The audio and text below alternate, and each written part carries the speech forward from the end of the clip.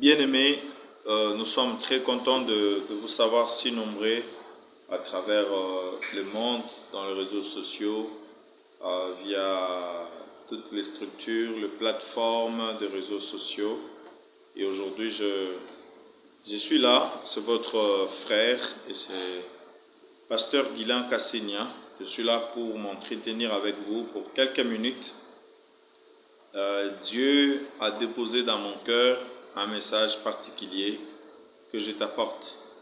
Et j'aimerais que nous puissions commencer par la prière. Prions. Dieu notre Père, nous te disons merci. Merci infiniment pour la grâce et l'onction disponible pour ce jour. Merci pour tes bontés incroyables et pour ton amour infini. Touche ceux qui nous suivent et ceux qui suivront cette vidéo sur YouTube, sur Facebook, ainsi que sur Instagram et même sur TikTok. Ceux qui suivront des séquences de cette vidéo soient bénis. Que l'onction touche sans limite et transforme de vie concrètement. Au nom de Jésus de Nazareth, nous avons ainsi prié. Amen. Amen. Amen. Nous avons la loi des dettes. Je vais parler aujourd'hui sur la loi des dettes. La loi des dettes, c'est un message que Dieu m'a donné depuis 2012 et je l'ai prêché le mois de juin 2012. Nous sommes dans Deutéronome chapitre 28, verset 12. La sœur Adassa va nous aider à lire. Deutéronome chapitre 28, verset 12. Deutéronome chapitre... Même là où tu es à la maison, tu peux vérifier. Deutéronome chapitre 28, verset 12. 28, verset 12. Sœur Adassa va nous aider à lire. Allez-y rapidement. L'Éternel t'ouvrira son bon trésor. L'Éternel t'ouvrira son bon trésor. Les ciels pour envoyer à ton pays la pluie en son temps et pour bénir tous les travaux de main.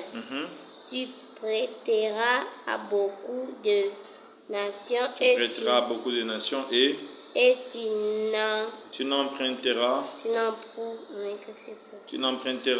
point. Merci. Dieu te bénisse, maman. Au fait, lorsque vous regardez ce passage, c'est clairement stipulé que dans la pensée du Créateur, en réalité, les dettes sont un signe de pauvreté. Parce que ceux qui sont forts, ils n'ont pas besoin d'aller s'endetter pour résoudre leurs problèmes. La Bible dit, l'Éternel t'ouvrira son bon trésor. Il existe un trésor au niveau du ciel qui, lorsque le Seigneur l'ouvre en ta faveur, ce sont des fleuves de bénédiction qui t'arrivent. Ainsi, la Bible dit, l'Éternel t'ouvrira son bon trésor. Il enverra à ton pays la pluie en son temps, la bénédiction en son temps, afin de bénir le travail de tes mains. Il y a une différence entre travailler et être béni du travail de ses mains.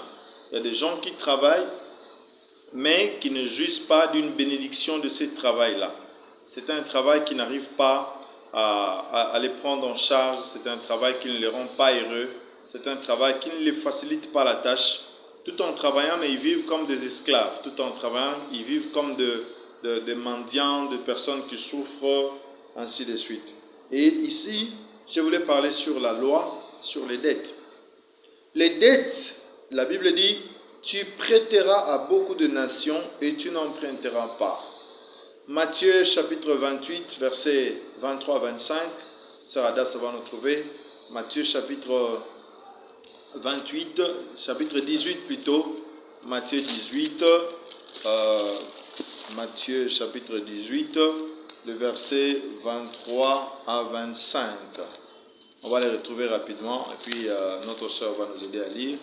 Matthieu chapitre 18, verset 23 à 24. Matthieu 18, tu peux chercher ta Bible dans la version que tu as. 18, verset 23 à 24. 23 à 24. Allez-y. C'est pourquoi le royaume des cieux est semblable à un roi qui qui voulut faire rendre compte à ses Il serviteurs. a voulu rendre compte à ses serviteurs. Quand il s'est mis à compte, Quand il s'est mis à compter, on lui en amenant un qui devait 10 000 talents. en lui amenant un homme qui lui devait 10 000 talents. Oui, continue.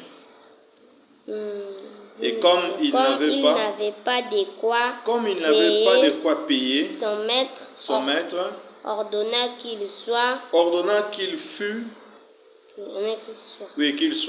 vendu, lui, sa femme, ses enfants, tout ce qu'il avait, et que la dette soit acquittée. Voilà. On dit qu'on lui vende lui, sa femme et ses enfants, ainsi que tout le bien de sa maison, afin que sa dette fût acquittée. Donc, ce qu'on appelle dette par définition, c'est quoi? Ça vient du latin, ça se dit debeo, ça veut dire un devoir. Lorsque vous contractez une dette, sachez que c'est un devoir et vous devez obligatoirement. Il y a 3 choses à retenir en ce qui concerne les dettes. Vous devez savoir d'abord que une dette, c'est ce que l'on doit à quelqu'un. C'est un devoir. Vous avez contracté une dette et vous devez à quelqu'un. 2, c'est formellement, il faut comprendre qu'une dette est un échange. C'est un échange. Toi, tu as un problème, tu viens exposer ton problème et la personne te donne aussi quelque chose. Il te donne de l'argent, il te donne la possibilité de résoudre. Vous avez fait un échange. Il faut comprendre aussi une chose, que une dette est contractée toujours entre 2 entités. Parfois entre 2 personnes, entre 2 groupes, entre des entreprises, entre des États. Il est possible que la RDC ait une dette de la France, de la Belgique, de l'Angleterre, des États-Unis, de l'Afrique du Sud, de l'Angola, ainsi de suite. Il est possible aussi que d'autres nations aient des dettes de la République démocratique du Congo, la France, la Belgique. Ils peuvent contracter aussi des dettes à différents domaines, pas forcément des domaines d'argent, mais à différents domaines.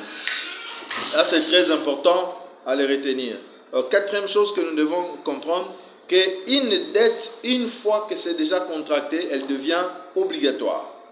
Notez bien, une dette n'est jamais oubliée.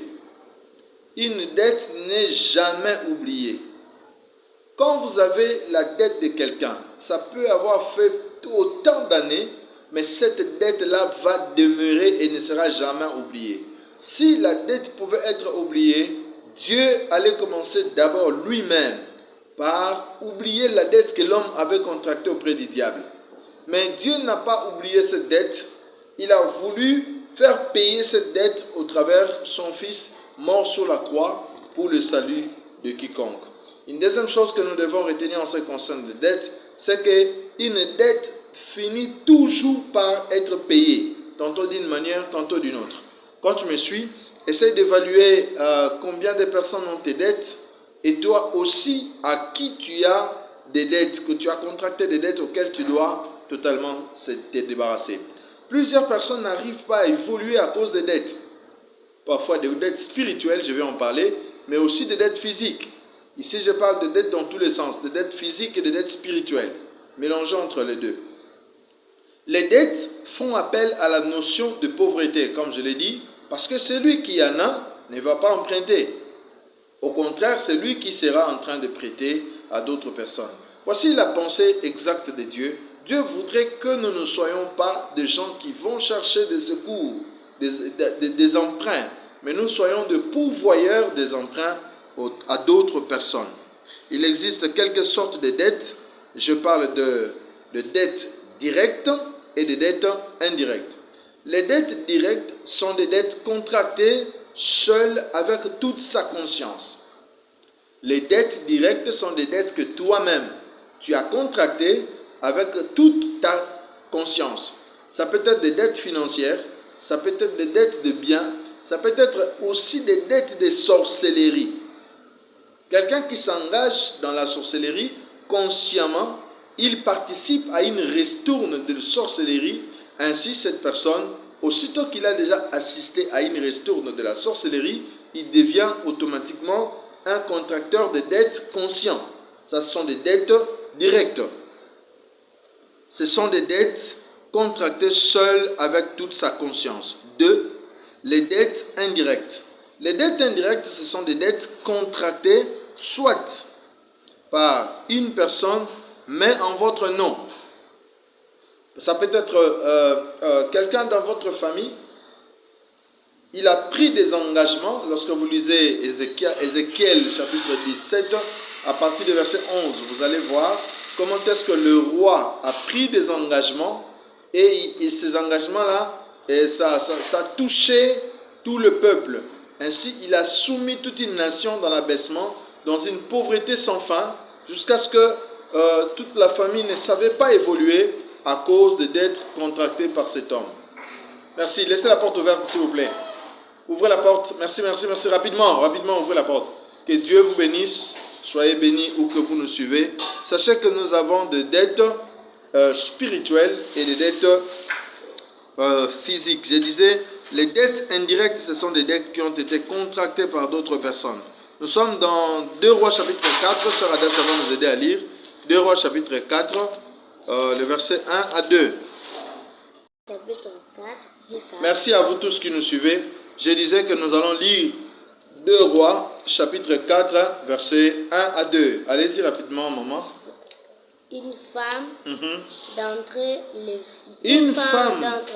d'entre les femmes des fils de prophètes cria à Élisée en disant, ton serviteur mon mari est mort. Ton serviteur mon mari est mort. Et tu sais que ton serviteur craignait. Et tu sais que ton serviteur, mon mari, craignait l'Éternel. Or, les créanciers est venu pour prendre mes 2 enfants et en faire ses esclaves. Voilà.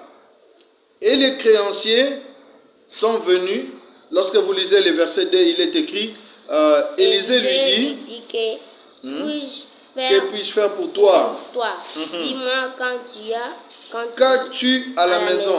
Elle répondit, ta servante n'a rien du tout à la maison. Rien que vase d'huile. Et il dit, va demander dehors à tes voisins des vases chez tous tes voisins. Merci, tu peux t'arrêter là. C'est-à-dire, ici, c'est la femme d'un serviteur de Dieu. L'homme de Dieu craignait le Seigneur, mais les dettes n'ont pas peur d'un serviteur de Dieu. Tu peux être un homme de Dieu, mais surendetté. Tu peux être un serviteur de Dieu, mais après ta mort, ta famille reste avec plein de dettes. Comme ce fut le cas de cet homme qui a laissé sa femme et ses enfants avec beaucoup de dettes. Avec beaucoup de dettes. Vous voyez, ce qui n'est pas assez normal. Ainsi, plusieurs personnes à travers le monde sont aujourd'hui esclaves des problèmes ou des dettes que leurs parents ont pu contracter. Parfois, ce sont des dettes dont vous n'avez absolument rien. Il y a un homme et une femme qui étaient en train de servir Dieu dans notre pays et ils avaient une très grande renommée. Après leur mort, nous avons appris beaucoup de choses. Entre autres, nous avons appris que en dehors de tout le bien qu'on avait l'idée de les voir, ils avaient vraiment des dettes à travers chez plusieurs personnes, dans des banques, dans des organisations, chez des personnes, chez des individus. Il y avait tellement de dettes. Les dettes indirectes sont des dettes dangereuses. Voici ces serviteurs qui meurent, qui laissent sa famille. J'ai assisté à un deuil quelque part, dans la ville de Kinshasa bien sûr, et au cours de ce deuil, la famille de l'homme qui était décédé a dit, tout celui qui sait que papa avait sa dette, il peut nous voir séance tenante. Ils ont vu un fil de gens qui défilaient devant le corps, jusqu'au point qu'on a demandé à tout le monde, stop, nous préférons que vous puissiez venir à la maison au lieu de le faire ici pour gagner du temps. En réalité, tout le monde a constaté que cet homme qui est mort a pu laisser autant de dettes. Est-ce que ce que tu vis maintenant, tu n'es pas en train de payer les dettes qui ont été contractées par tes parents?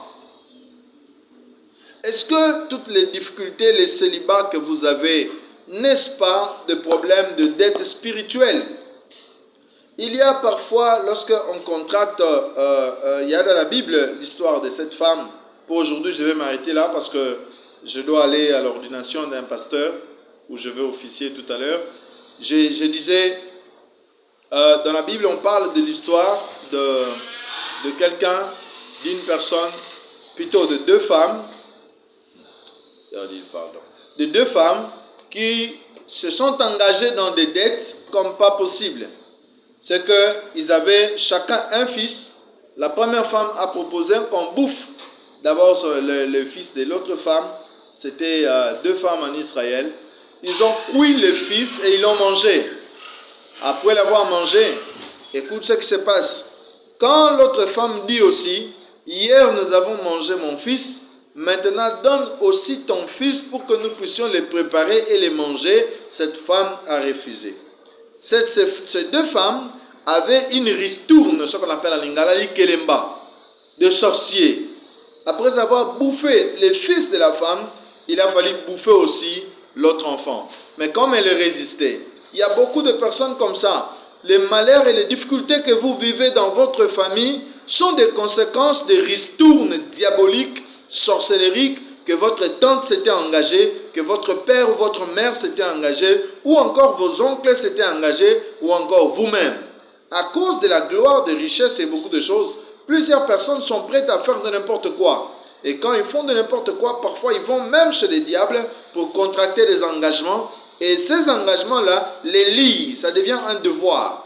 Et ce devoir, ça devient compliqué. Quand vous êtes sorcier, vous avez quelqu'un dans la famille qui est sorcier, et il a assisté à une ristourne de la sorcellerie, lui aussi il a consommé un morceau de la chair humaine, et quand viendra un temps, on va commencer aussi à demander ses comptes. Si tu m'as suivi pour cette première partie, que Dieu te bénisse. C'est pasteur Uriel Guilain Kassenia.